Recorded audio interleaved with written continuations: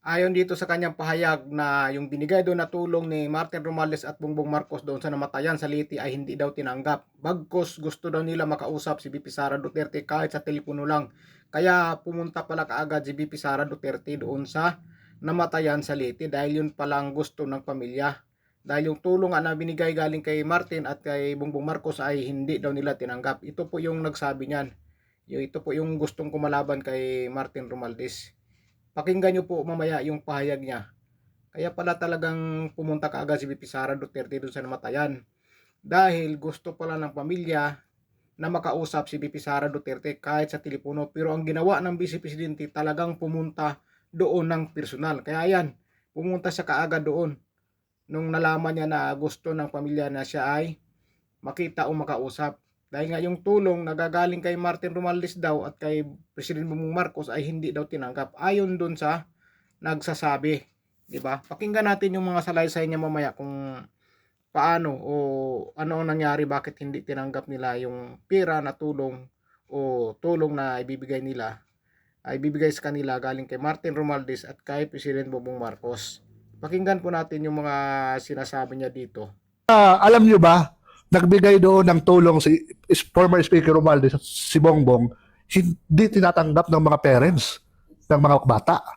At humiling sila na kahit sa by phone makausap si VP Sara. Yung ating butihing Vice President, pumunta doon mismo. Pumunta, anong pizza yung Bob? Kahapon, nandoon si VP Sara. Tapos babatikusin nila na bakit daw nandoon si VP Sara, hindi naman daw sa taga roon. Bakit nila babatikusin? Ano ba yung Tacloban? Ano ba yung Region 8?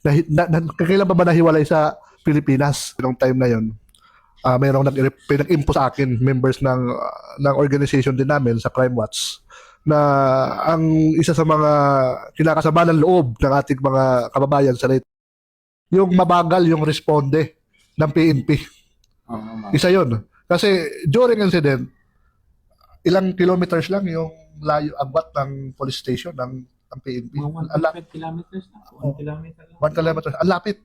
Ng police. More or less, umabot ng mahigit 2 hours yung respond nila.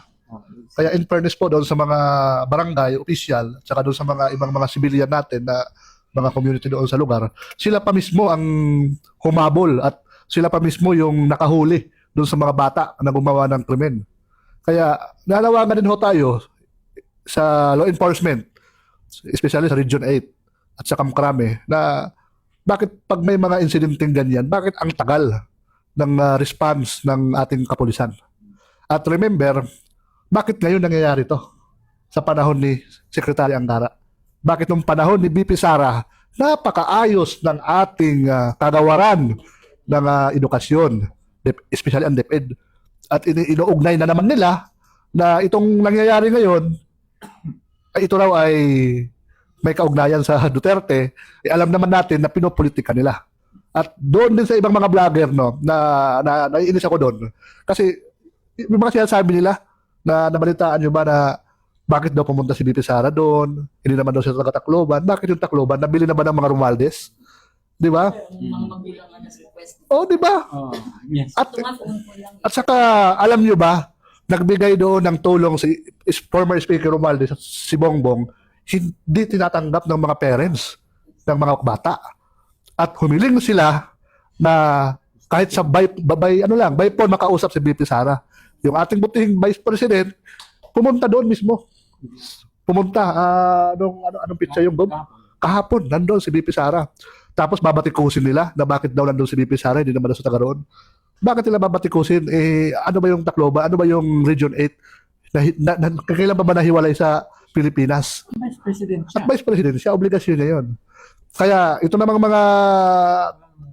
mga iba, pinopolitika nila. Ando, kunyari magbibigay ng tulong, kunyari parang sila yung may-ari ng pera ng bayan, ando si Speaker Romualdez, ando si Sani Angara, ano ba nagawa nila? Naglalabasan lang sila pag mayroong mga ganyang incident. Dapat yung funding dyan sa DepEd, gamitin nila sa tama at maayos. Bakit hindi nila ayusin yung seguridad ng mga eskwelahan? Ako po, di po ako takot sa mga Romualdez, sa totoo lang. Especially sa bayan namin, sa Tanawan, Leyte. Maraming mga pananakot sa akin na baka later on, Hindi natin alam, especially no, sa akin, sa pamilya ko, marami rin nagsasabi na mabigat, dambuhala, mapera, powerful. Pero para sa akin, ito kasi ang pananaw ko eh, yung paninindigan ko, hindi nila kayang takutin, hindi nila kayang bilhin. Gaya ng paninindigan ng ating pangalawang Pangulo. Kasi unang-una, kaya po tayo lalaban, hindi po para sa pansariling interest natin, at hindi ito pag-aambisyon at pangarap na para sa pansarili natin. Ito ay isang misyon para sa taong bayan at mabago natin ang liderato ng First District of Leyte. Ako po, di po ako takot sa mga Romualdez, sa totoo lang. Especially sa bayan namin, sa Tanawan, Leyte. Maraming mga pananakot sa akin na baka later on, hindi natin alam, may basher na nagsasabi na umatras ka na, hindi ka manalo. Mayroong mga nagsasabi na hindi magtatagal yung buhay mo, hindi ka naabutin ng eleksyon. Eh ako naman, handa po ako niyan. May mga sign na. May mga sign na ginagawa sila. At lahat doon sa amin, from the beginning, lahat ng tumatakbo doon, binabayaran nila. Pero ito lang ang masasabi ko.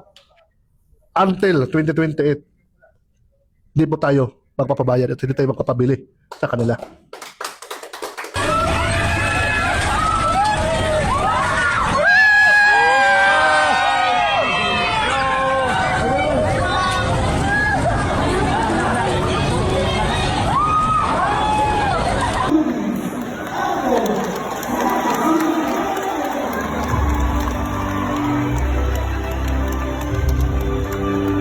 Kitang-kita naman po talaga natin na si VP Sara Duterte talaga ang gusto ng mga tao. Kita mo dito, di ba? Siya din ang gustong umatin dyan. O, di ba? Gusto ng mga tao si VP Sara Duterte at hindi sila. Kaya yung tulong siguro na ibinigay nila doon sa pamilya, kaya hindi tinanggap dahil ayaw sila ng mga tao. Siguro talagang sirang-sira na sila sa paningin ng tao. Kaya mismong tulong nila sa namatayan ay hindi na tinatanggap. Bagkos si VP Sara Duterte ang gusto nilang makausap, pero ang ginawa ng Vice Presidente, di ba? Pumunta kaagad. Talagang pumunta agad siya nung nalaman niya na gusto siya makausap ng pamilya ng namatayan. Di ba? Kitang-kita naman po natin kung gaano ka mahal ng sambayan ng Pilipino si VP Sara Duterte.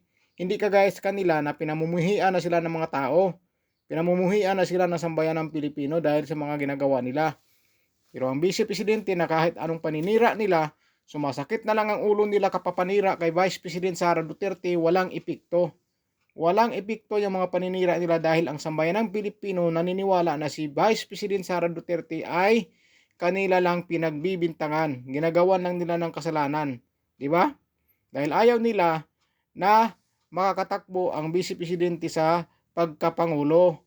Yan po ang dahilan kaya kung sa baga ayaw nilang makaharap si VP Sara Duterte sa eleksyon dahil alam nila hindi sila mananalo at hindi nila kayang talunin ang isang Inday Sara Duterte. Yan po ang katotohanan dyan. Kaya lahat ginagawa nilang paninira para lang masira ang Vice Presidente sa sambayan ng Pilipino, pero ang sambayan ng Pilipino alam na po ang katotohanan kung ano po ang totoong nangyari sa ating bansa. Kaya yung pamilya na hindi tumanggap ng tulong mula kay Romualdez at kay Bongbong Marcos, isa rin yan sila sa na nakikita nila ang mga nangyayari sa bansa natin. Kung sino yung mga talagang mga ano diyan, sangkot sa katiwalian sa ating bansa. Di ba? Grabe. Grabe na po yung pagmamahal sa sambayan ng Pilipino kay Vice President Sara Duterte. Yan po talaga ang kinakatakutan ng mga kalaban niya. Kaya lahat ng paninira ginagawa nila, pero sumasakit na lang ang ulo nila dahil hindi nila nasisira ang Vice Presidente sa sambayan ng Pilipino dahil alam na ng sambayan ng Pilipino ang katotohanan kung sino-sino talaga ang totoong kurap sa bansa natin. Alam na po ng mga Pilipino. Kaya hindi na nila kayang sirain si VP Sara Duterte. Kaya sumasakit na lang ang ulo nila. Hindi nila masisira ang Vice Presidente. Di ba? Pasalamat na sila ang Vice Presidente. Tahimik lang hindi sila sinasagot. Hindi sila binabanatan Kaya sabi nga ni VP Sara Duterte, talagang sabi niya, makabawas gani ko. Diba? Ibig sabihin, makaganti nga daw siya na lagot na. Yan ang tandaan nila dahil sinabi na ni Vice Presidente Sara Duterte na makabalos na daw siya. Ang ibig sabihin makabalos, makaganti lang daw siya. Yan. O di ba? Kita mo namang mga estudyante o tuwang-tuwa na si VP Sara Duterte ang nandyan. Di ba? Ganun po kalakas si VP Sara Duterte sa sambayan ng Pilipino. Napakalakas po talaga. Hindi nila kayang tapatan yan. Kaya diyan talaga sila inggit na inggit sa Vice Presidente. Na kahit anong paninira, lalo-lalo sa Trillanes, sabi niya na bababa daw yung rating si VP Sara Duterte kapag nalabas na raw yung mga anomalya.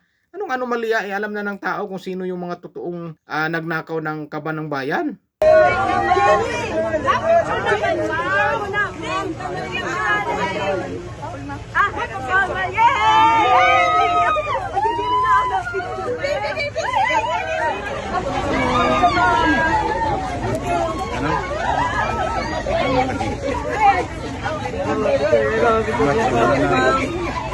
Akan di kakalo. Jadi risode niyan.